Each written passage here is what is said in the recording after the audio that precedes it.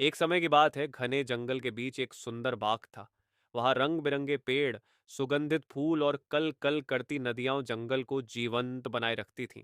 इसी बाग में कई जानवर रहते थे, लेकिन बंदर और मोर की मित्रता सबसे खास थी। बंदर चंचल और नटखट था, जबकि मोर अपनी सुंदरता और शांति के लिए प्रसिद्ध था। उनकी दोस्ती में दोनों को खूब मजा आता, पर कभी कभी बंदर का मजाक मोर को चुभ जाता था। बंदर हमेशा अपनी फुर्ती और चालाकी पर इतराता रहता था। वह पेड़ों पर झूलते हुए न जाने कितनी बार मोर का मजाक उड़ाया करता। अरे मोर भाई, इतनी सुंदरता का क्या फायदा जब तुम मुझसे तेज दौड़ ही नहीं सकते, वह हंसते हुए कहता। मोर चुपचाप यह सुनता और मुस्कुराता रहता। वह जानता था कि बंदर का स्वभाव ही ऐसा है। लेकिन धीरे धीरे उसकी बातों से मोर का आत्मसम्मान आहत होने लगा। उसे अपनी सुंदरता पर गर्व था, पर बंदर के बार बार उसे नीचा दिखाने के कारण उसका मन दुखी रहने लगा। एक दिन मोर ने जंगल के सारे जानवरों को इकट्ठा किया और बंदर के मजाक का मुद्दा उठाया। उसने कहा, हर किसी की अपनी ताकत होती है और हमें एक दूसरे का सम्मान करना चाहिए। मैं सुंदरता का प्रतीक हूं और बंदर अपनी तेजी का, लेकिन इसका यह मतलब नहीं कि हम किसी की ताकत को कमतर आंकें। सभी जानवर मोर की बात से सहमत थे।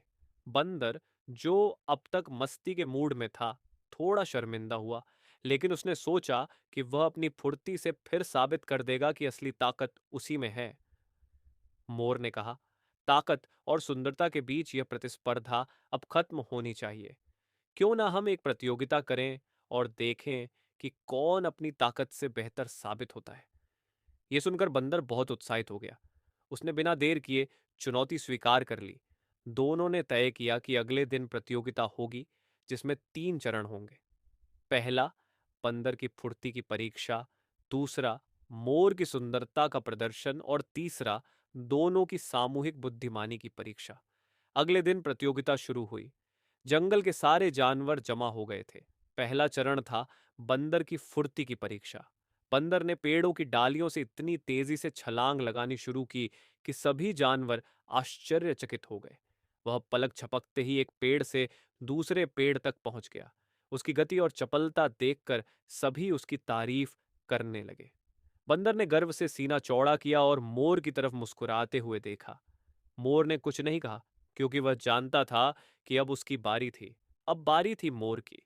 मोर ने धीरे धीरे अपने पंख फैलाए और एक लयबद्ध नृत्य करना शुरू किया।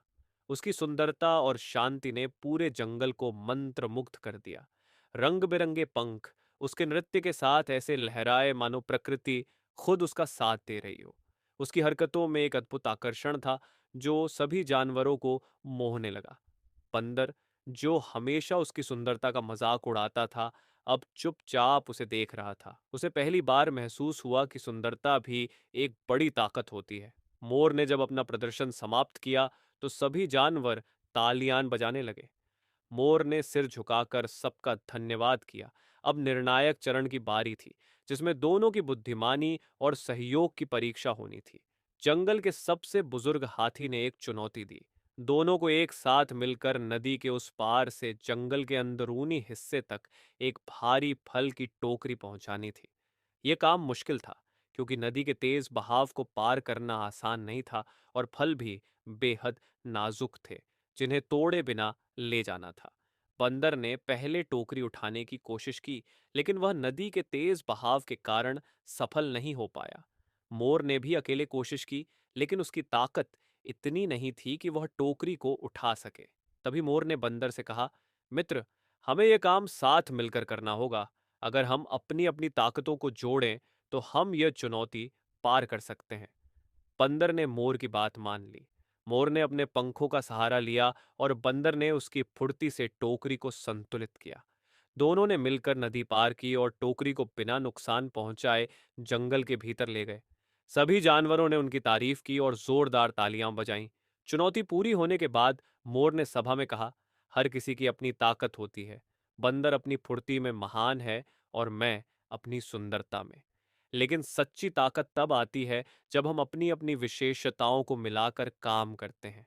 किसी की भी विशेषता का मजाक नहीं बनाना चाहिए, क्योंकि हर कोई अपनी जगह अद्वितीय है। बंदर ने मोर की बात को गंभीरता से सुना और उसकी बुद्धिमानी की सराहना की। उसने मोर से माफी मांगी और कहा, तुम सही कहते हो मित्र। मोर ने मुस्कुराते हुए कहा, मित्रता का आधार एक दूसरे का सम्मान करना है। हमें किसी की विशेषता का मजाक उड़ाने के बजाय उसे सराहना चाहिए। उस दिन से बंदर और मोर की दोस्ती और गहरी हो गई। दोनों ने एक दूसरे की ताकतों को पहचानते हुए अपनी अपनी विशेषताओं का सम्मान करना सीखा। बंदर ने कभी भी मोर की सुंदरता का मजाक नहीं उड़ाया और मोर ने हमेशा बंदर की चपलता की प्रशंसा की।